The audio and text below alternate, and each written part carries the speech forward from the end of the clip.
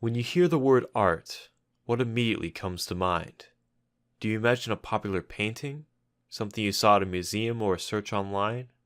Do you think of the artist who made it? About his struggles, his thoughts? How about the process to make the painting? The time, the money, the failure, and success? Could you dedicate yourself to it? Could you pick up a brush, a clump of clay, or a camera and sculpt anything you want? Are you an artist? Art is based entirely around perspective, how we see or want to see the world around us. It is our own language of sight, sound, touch, smell, and thought. It is the most expressive language in the world, besides body language. Art is the loudest instrument in any orchestra, opera, or play, an instrument that is utilized by thousands of neurodiverse individuals, whose voices are quieter than others. Wyatt is one of those voices.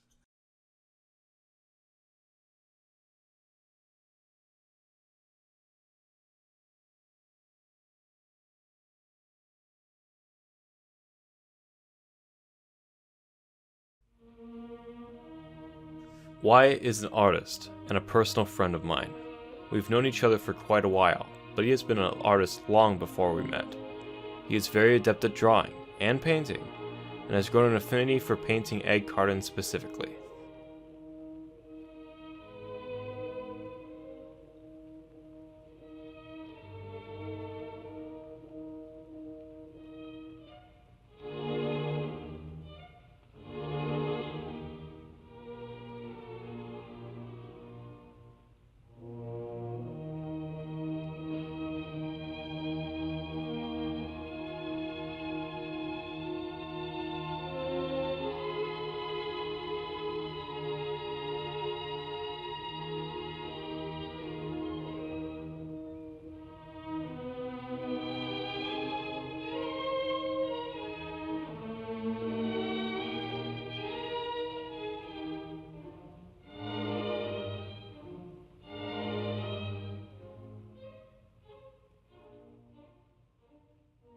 There's something very profound about how he paints his cartons. Each spot of paint requires heavy focus. There's hesitation and factors to consider when combining colors. It's almost ritualistic watching him paint, watching him inspect his canvas and decide what color goes where, what patterns should be present.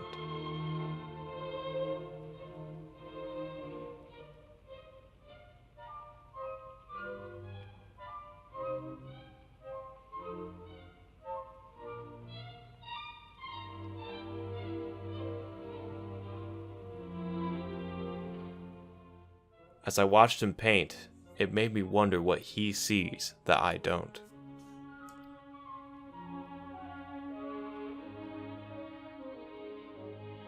I noticed that when you watch someone work, they possess a stoic face, a face of focus, dedication, and determination. You can see something similar on the face of a cubicle worker or lawyer, but it's not the same. This is a zone of thought where the metaphysical becomes physical, where all ideas are less important than your vision. It's a foundation you build off of and create from.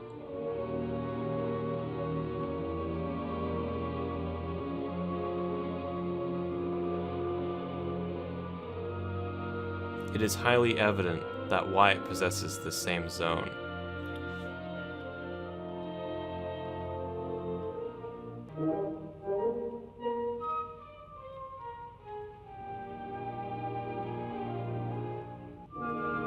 Besides painting cartons, Wyatt also likes to paint portraits of various sizes, all of which possess a mix of surrealist coloring and abstract realism. They're all very wonderful. Each one is more lively than the last, and once you've seen one, you can't help but not see the rest.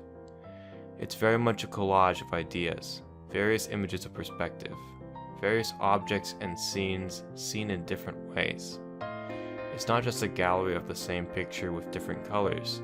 They're all different and appear like they're all part of Wyatt's experiment to make the perfect painting. While filming this short film, Wyatt has taught me that art isn't just a hobby, nor a job. It's a lifestyle. It's something that you dedicate yourself to do. To make something you and others find beautiful.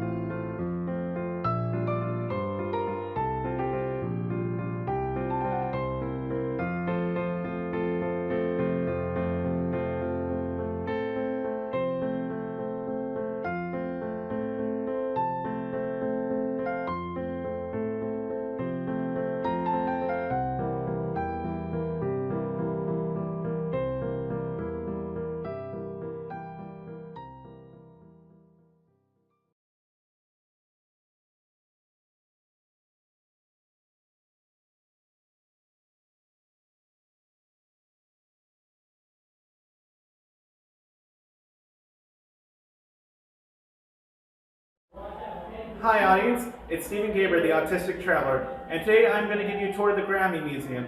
Enjoy the music and the Grammys. Welcome to the Grammy Museum.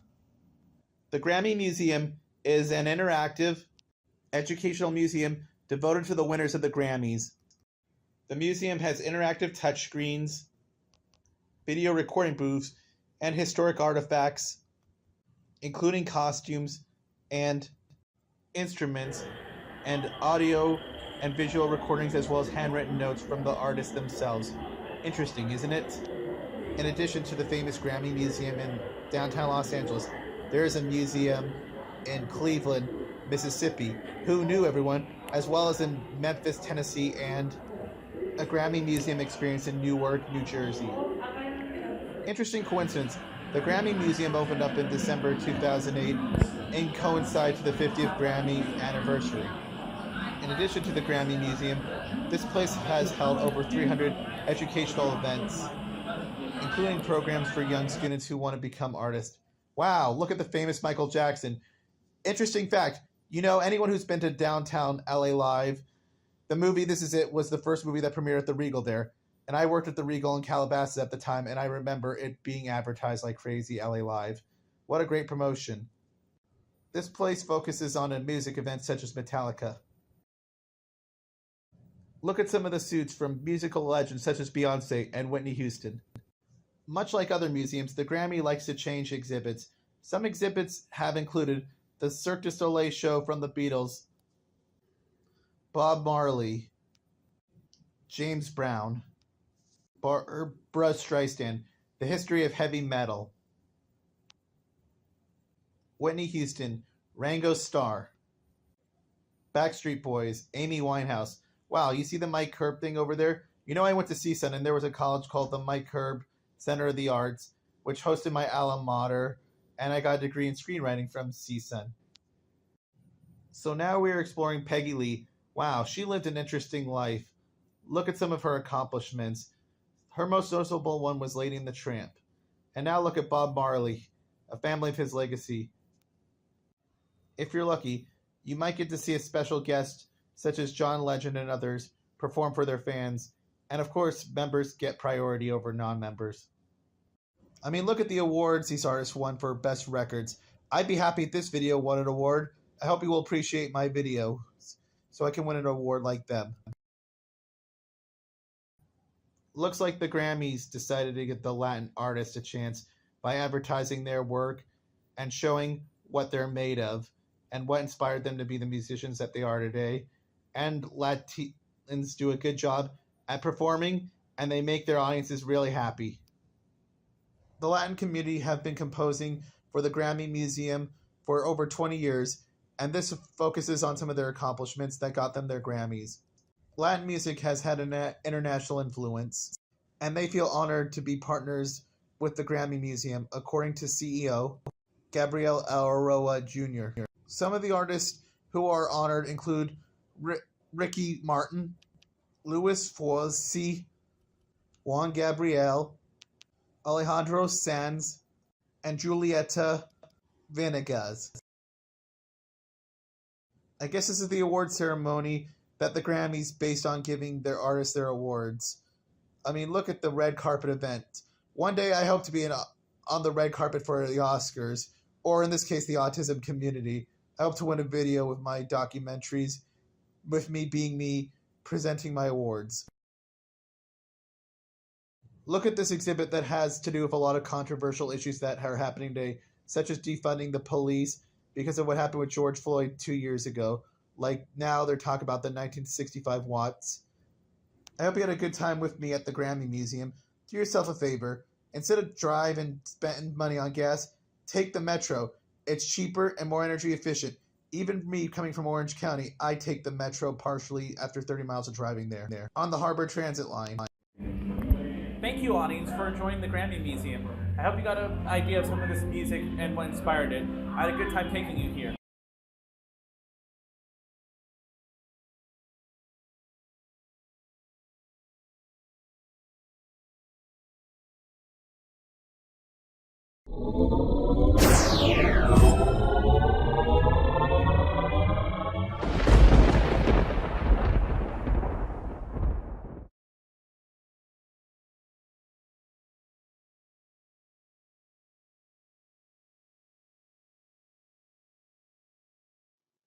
This is a story about a boy named Mace.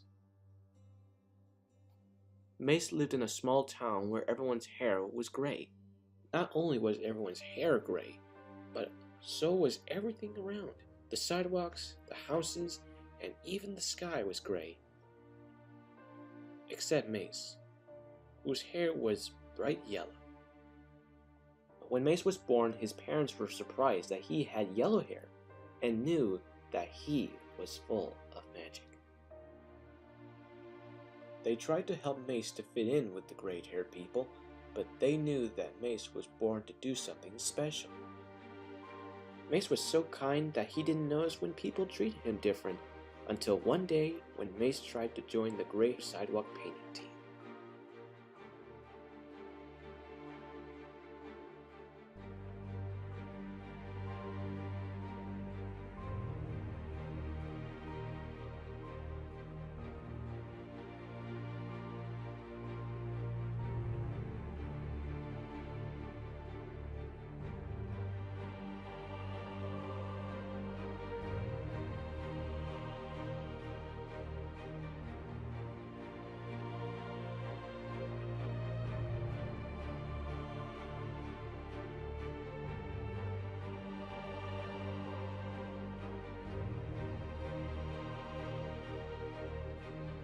What no one knew is that out in the confusion and loneliness, a magic was starting to grow.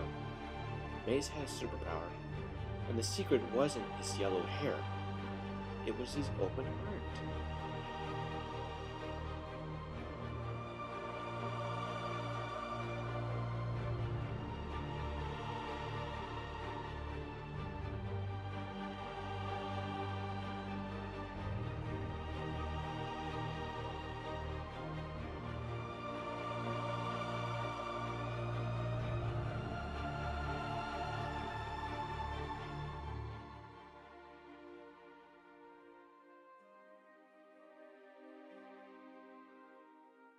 Everyone who saw the colorful sidewalk and Mace's hard work and yellow hair suddenly understood what was missing. Their eyes were open to all the beauty that had been free from them all along, if they could just accept the differences. That day, the town began to change, and the magic became real. Mace no longer felt unaccepted because the gray-haired townspeople learned to love each other's differences. This is a story for everyone. Color your world, be yourself, be kind, and don't ever be afraid to shine.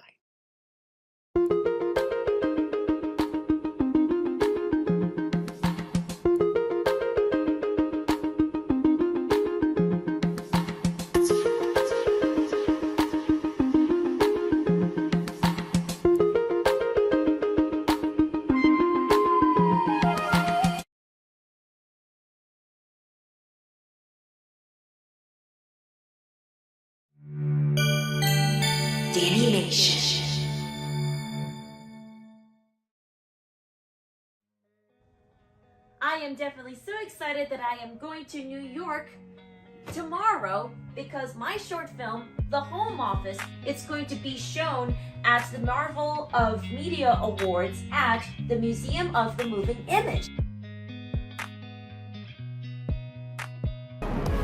All right, we just finally arrived in New York at the JFK airport.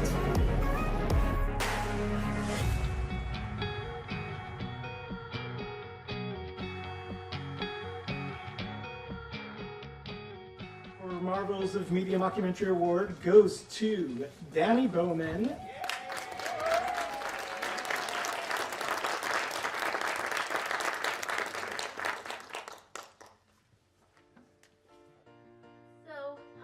I am Dani Bowman. I am the founder and chief executive officer of Animation Entertainment, an animation company that I started when I was 14 years old. And yes, I have autism. I started Animation because I wanted to show my neurodiverse peers that anything is possible. Because, you see, I realized that everyone needs role models. You can't be it if you can't see it.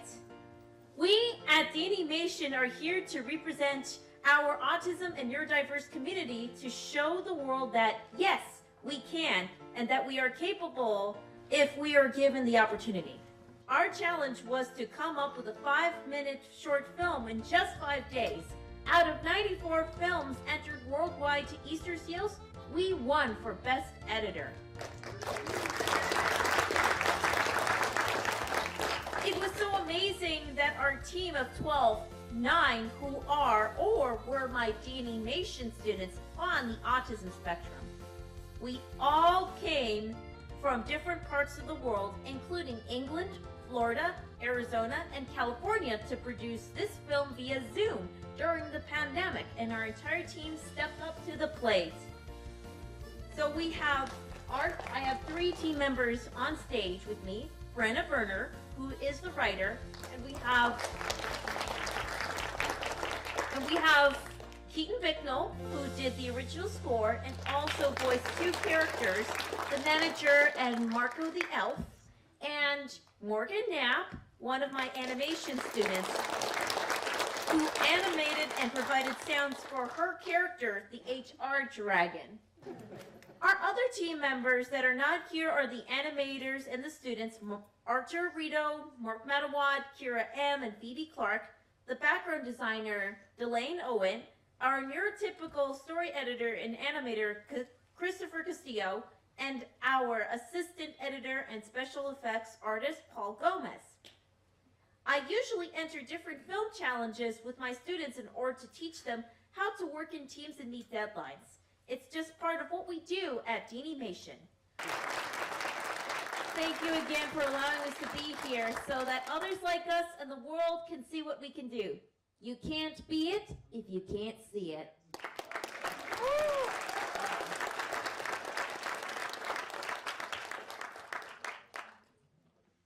If someone would have told me 16 years ago when I first found out that I had autism, that I would be standing on that stage, receiving an award on behalf of my company, Animation, and my animation students, I would have thought they were crazy.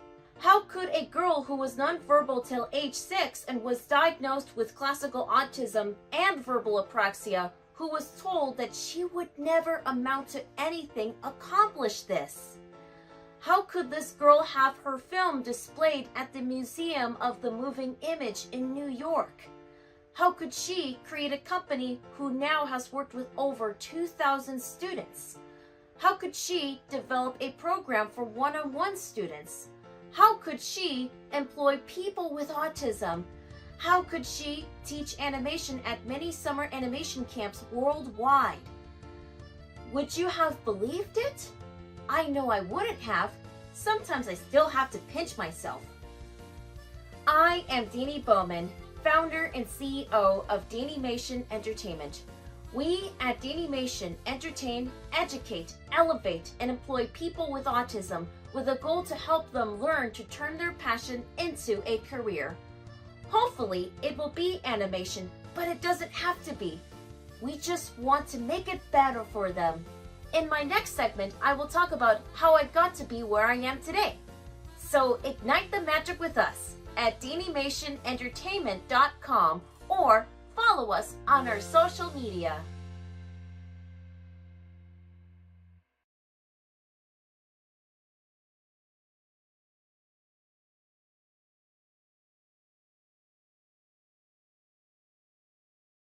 Hello, my name is Jordan. I like anime, manga, my favorite color is purple. Oh, and I love to draw. I'm nice and loyal to others. I respect, people's needs. I try to be a good friend and care for them, when they're having a bad day. When I draw, I wish my drawings could come to life and use their powers to help others. One night, I had this dream that I was in a cave. I walked deep in this dark cave and I saw a wise old man. He walked up to me and said, "The chosen one is you, but with greater power comes greater responsibility." The old man then disappeared into dust. I woke up and saw something strange on the night table next to me. It was a magic purple pencil. A bright light was shining on it. All of a sudden, a voice out of nowhere said, "The chosen one is you. You are now the master of the magic pencil. Use it wisely." With this new power, I will draw heroes to help save the world. I will unleash the power within me, helping my family, my friends, anyone in need. I love my life. Yes, yes, yes, yes, yes, yes, yes.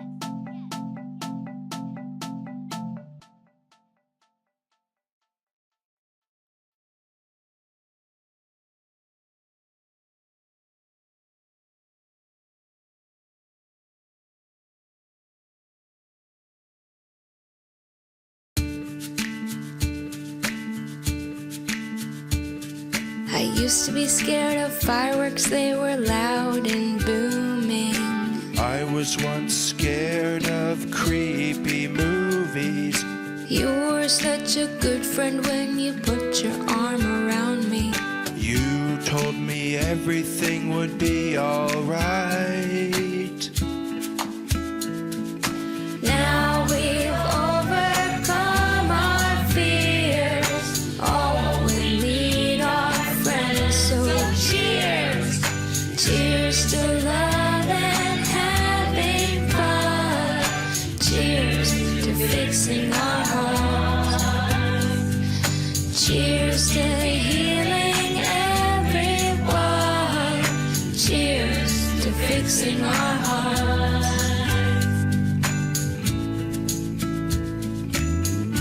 Theme parks used to terrify me. Heights put me on edge, going up so high. You were such a good friend to be by my side. You told me everything would be alright. Now we've overcome our fears. All we need are friends, so cheers. Cheers to love and having fun. Cheers to fixing our hearts. Cheers to healing everyone. Cheers to fixing our hearts.